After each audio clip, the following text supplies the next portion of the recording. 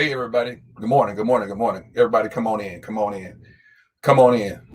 And here's what I'm gonna start doing. The first thing I'm gonna start doing is asking you to invest a like, a share, or a comment. Invest a like, a share, or a comment. We want to get in the habit of investing. Everything we do, we expect a return on it. So when you invest a like, a share, or a comment, that means our community grows and more people come in to listen to this good information that I'm giving out. At least I feel like it's good information. So that's a trip. Okay. How about that? See what it does now. Yeah, I'm editing on the fly, so bear with me. I had the camera upside down. Go figure. Hey man, when you live, that's just how I roll. I was wondering why my head was so high up and it looked funny from the other ones, but hey, I'm not even gonna edit it out. That's just how we roll. That's imperfection, perfect imperfection. That's how we roll. That's how life happens. That's how business happens. So, like I said, I'm just going to ask you to invest a like, a share, or comment. I want you to get in the habit of everything you do needs to be an investment. Of course, there are things that are consumer items like your light bill, pleasure, things like that. But for the most part, I want you to start thinking about everything you do as an investment. If I plant this here, whether it's money, time, relationships, or whatever, what's my expected outcome at some time period down the road? Everything you do should have an expectation of a return. Well, I'm not going to say everything, but almost everything should have the expectation of some return somewhere. There's nothing wrong with having expectations. The entire investment world does not work without expectation. Nobody invests money to not make money on the back end somewhere down the road. So quit letting people tell you don't have expectations. If you're an investor or you want to be an investor at some point, or a business owner, you got to have expectation of increased return down the road. That's the way the whole game works. So, like I said, invest a like, or share, or comment. I definitely appreciate that, regardless of if you're on Facebook or YouTube, whichever one. Invest a like, or share, or comment, or all three. It really helps out the algorithm and it helps our community grow really fast. Because that's the reason why I'm doing one or two a day, because I want it to grow really quickly. Because I believe I have a lot of good information to give people that'll really help them take their lives to the next level. For those who will. So, my name is Norris Williams. For those who don't know me, investor and motivator, norrisnetwork.com, and I help people make more money. Simple and plain, regardless of the industry, regardless of what you do for a living, even if you have a regular job, is to invest more, is to make more money. And the way you make more money is becoming a bigger version of yourself. See, people leave that out. Everybody wants to know the how to and not the power to do. So we focus on the mindset that pushes the money. Because building wealth is two things. It's mindset plus mechanics. Mindset plus mechanics. There's so many programs out there that teach you how to invest in real estate, how to invest in stocks, how to invest in bonds, how to save money, how to improve your credit. Everybody wants to teach you how to do it, but nobody, I'm not going to say nobody, very few people effectively teach the mindset that has to come behind that, because abundance is the anchor. Abundance is always the anchor of having all the money you could ever possibly want in life.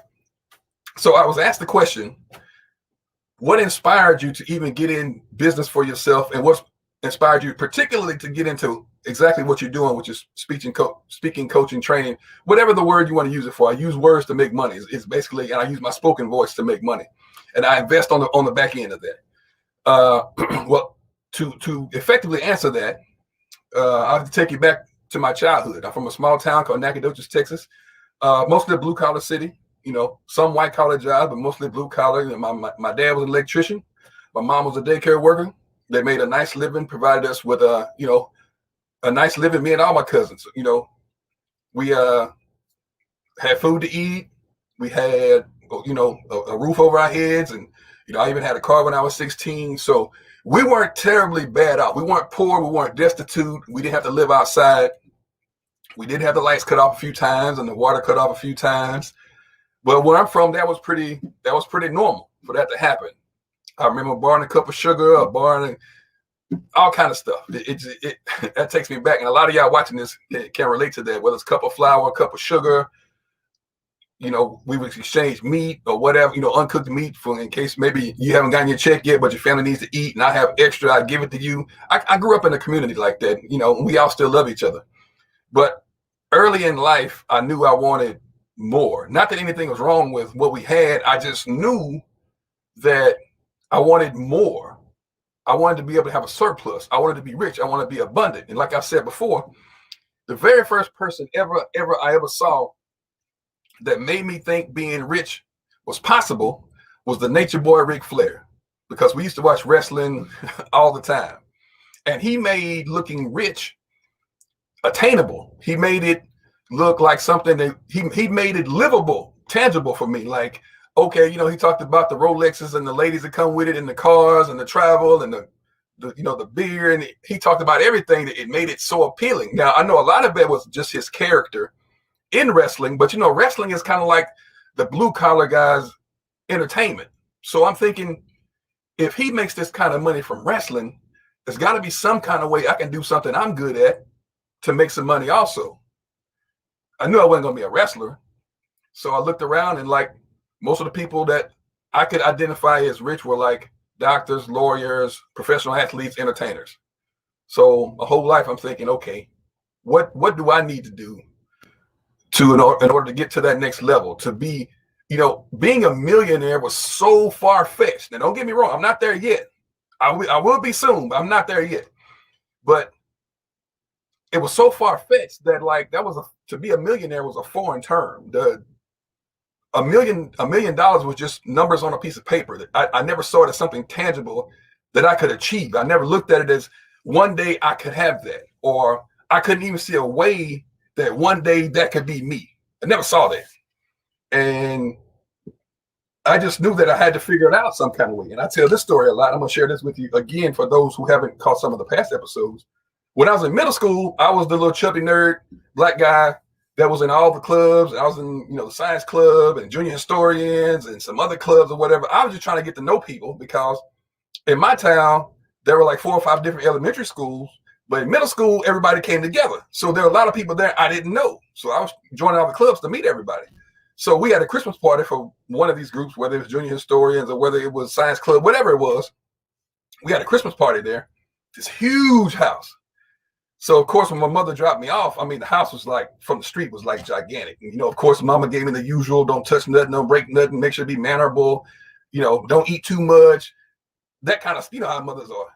So, okay, fine, mom, I just go in. I'm afraid, like, hey, Norris, come on in, yada, yada, yada, yada, yada. It was cool. I still remember to this day walking in the door. First of all, the door was like 10 or 12 feet tall, first of all. And I wasn't tall then like I am tall now.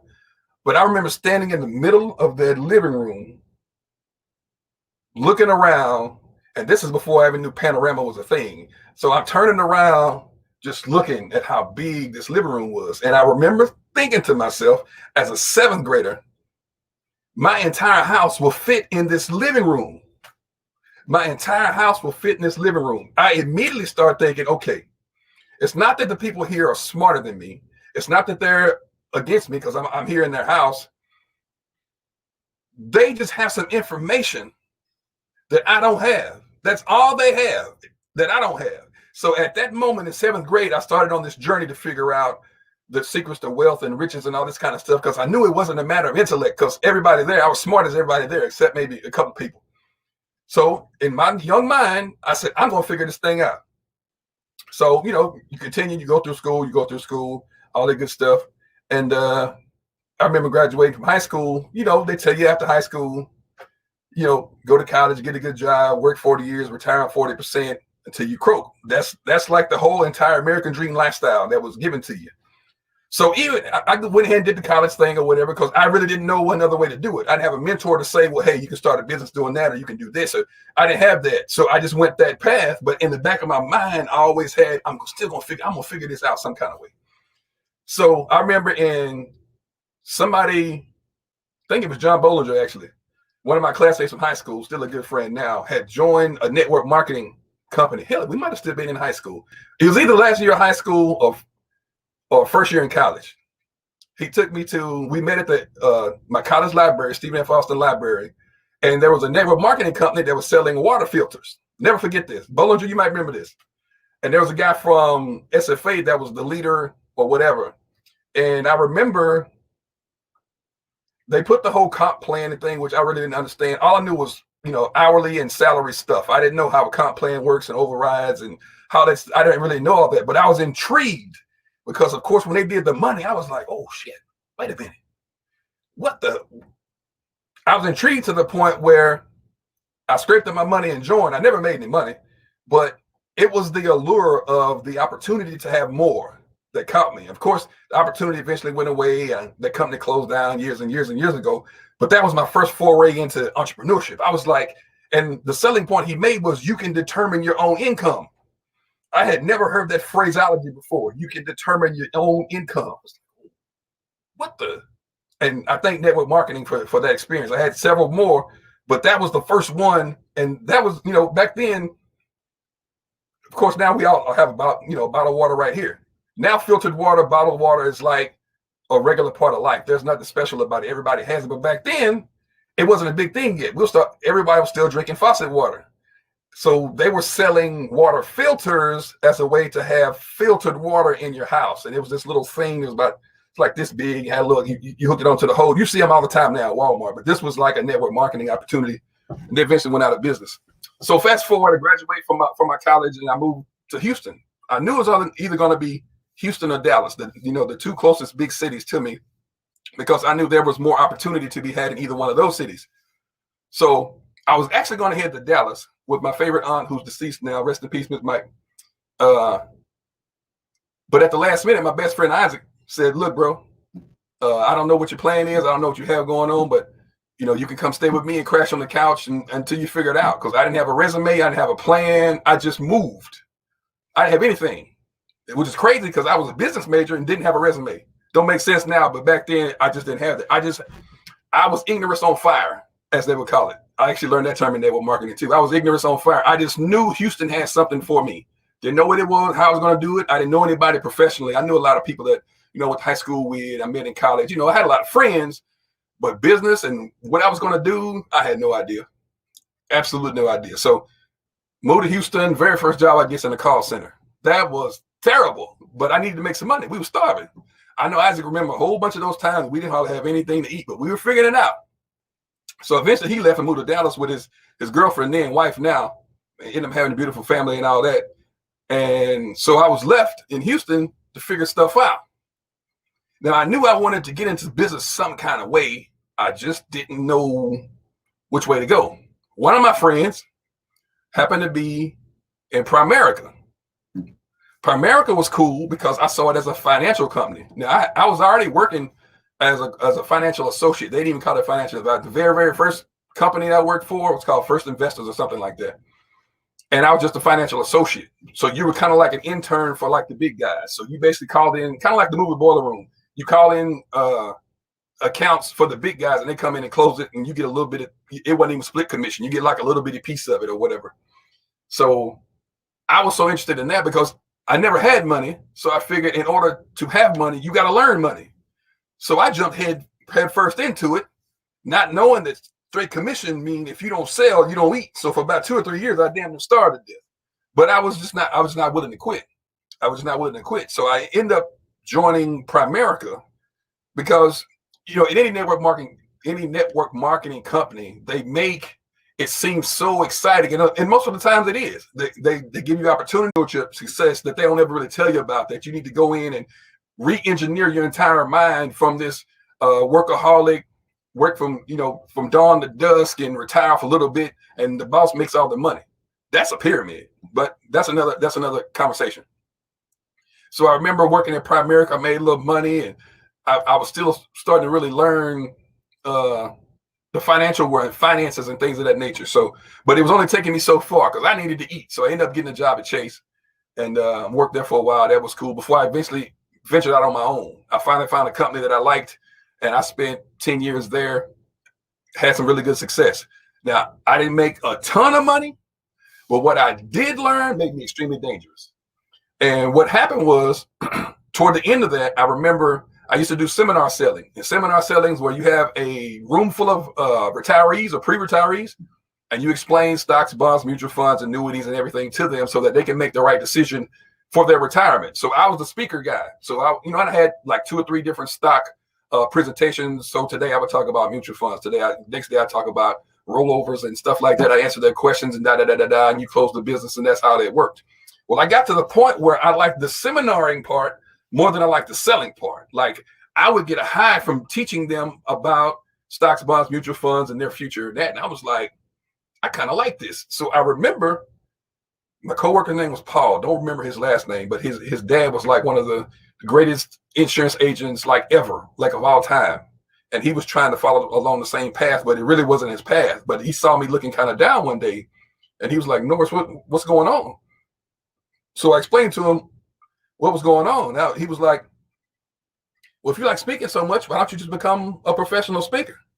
My first question to him, and this is how self-doubt and self-sabotage and lack of belief works. The first thing I said, do you really think I can do that? Now I'm asking another person about what I can do. I'm asking another person about what I can do. So my mentality wasn't ready for that yet. So he's like, yeah, I know you can do it. You're really great at it and such and so forth. So there I went into trying to figure out this whole, make a living as a speaker thing. So, you start looking online. This is kind of like when YouTube started coming around. It was getting more popular. It wasn't where it is now, but there was enough information out there. And I took some courses, and I met Mr. Les Brown along the way, who I think is the greatest speaker of all time ever, include anybody, ever, period, point blank. He is. And when I finally got into it good, I would go to speaking colleges and universities and high schools or whatever. And then I started learning, okay, traveling to all these places. I'm doing all these speeches. And, you go to all these, like I remember going to the backwoods of Nebraska and Idaho and places like that, of course. And there weren't a whole lot of people that looked like me. I never had an incident. They were always friendly. But I was like, wow, there are places where like there are no black people at all. I was like, okay. But, I've always known how to live in both worlds. So it didn't bother me. And a lot of them were really accommodating too. Because, you see this tall black man that walks in. I was either, they thought I was an entertainer or a basketball player, or even got a politician a couple of times, or your senator, whoever it was. And they said I looked like him. But anyway, what I learned from that was there was no leverage in that. And leverage is being able to make money when you're not there. So I would travel to a city, fly there, go to the hotel, go to wherever the venue was, speak for an hour and a half, answer questions, and leave. That was my day. So the rest of the day, I had to be a tourist. So whatever city I went to, I'd find places to go and look and be a tourist. What tourists do. And after a while, I'm like, I'm gone way too much. This is not the life. Because like I would leave on like a Sunday night, and I might not come back until the following Wednesday, going from town to town to town to town to town, in mixing and matching shirts and ties, and going in and out of, this was before Uber, so you had to catch a cab or rent a car. And it was crazy. It was crazy as far as the lack of a real life. Now, I love what I was doing for that hour and a half I was on stage, but the hours to get there, to perform, and going back to the hotel or having to wait the rest of the day and leave out the next morning just took a toll on me. I'm like, this ain't living. How have people been doing this 30, 35, 40 years? This is crazy. So that's when I started learning about internet and internet marketing and how you can package products and you can speak online and that kind of thing. So that's kind of how I got here. Well, that's exactly how I got here, was doing that, because I figured out I could use my talent, skill, and ability to make a good living, to reach the people I need to reach, because there are people I'll probably never meet in person that I can meet one-on-one here, online. The internet, to me, the internet is the great equalizer. Like, there's so much money to be made on the internet. Like, digital real estate is infinite. Like, you can do anything you want. You can teach anything you want. You can sell anything you want. The internet is the great equalizer. It is absolutely the great equalizer. There are no more excuses. You can sell products and have them shipped. You can sell digital products, which are like books and audio CDs or DVDs or videos that you never have to handle physically anything. They can just go download it or go stream it and look at it, and your cost of goods is like this. So there's several different ways to make money on the internet, and I'm going to be teaching a class about it down the road, because everybody doesn't want to be mega rich. I get that. But there's a way you can make some extra money that'll make some of those financial pains you have go away. So the inspiration, going back to the original title of this, the inspiration was I learned at an early age that I wanted to maximize my own personal value. I wanted to maximize my own net worth without somebody putting the top on me, telling me, this is your pay scale, you can only make this, and you're only limited, you can only do this no matter what you do. I wanted to be able to take the gifts that are inherent in me, which is speaking and teaching. That's just what I can do. I'm tall, but I'm not good at basketball. I can't sing and I can't dance, but I can teach with the best of them. So I said, I need to figure out how to take that teaching, wrap it up some kind of way, package it, sell it, and make a ton of money doing it. So that's what I'm doing here. So I'm a living example of what it is that I teach. So that's why I thought it was important for me to come and share that with you. Now, that, you see a lot of people online that are teaching things. That's great because everybody has an audience. And like one of the things that I noticed is people say, oh man, it's saturated. Everybody's doing everything on the internet. No, they're not.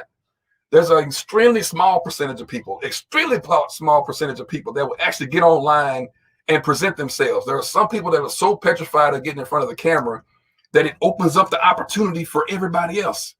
There is no saturation.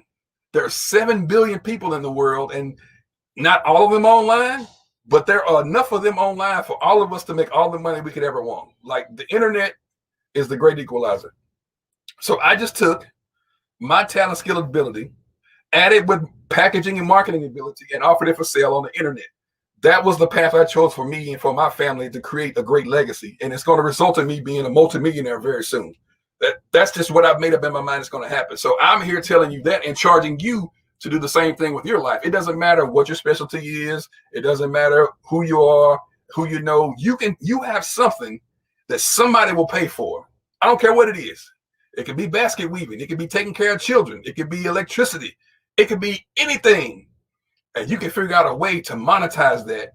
And like I said, you don't have to be a multimillionaire to do it. What if you could make an extra $500 a month? What if you can make an extra $1,000 a month? What if you can make an extra $1,500 a month? How would that change your lifestyle? How would that change the choices you make? How would that change how the stress levels that you have? How would it alleviate the stress levels that you have behind finances? See, there's no more reason to have stress behind finances anymore because the opportunities are out there. So I was asked the question, what inspired me to do this? It was just at the core, wanting to be the most I can be in life, maximizing myself to see how much I can really be. And it's not really measured by money. It's measured about how I feel about what I'm doing.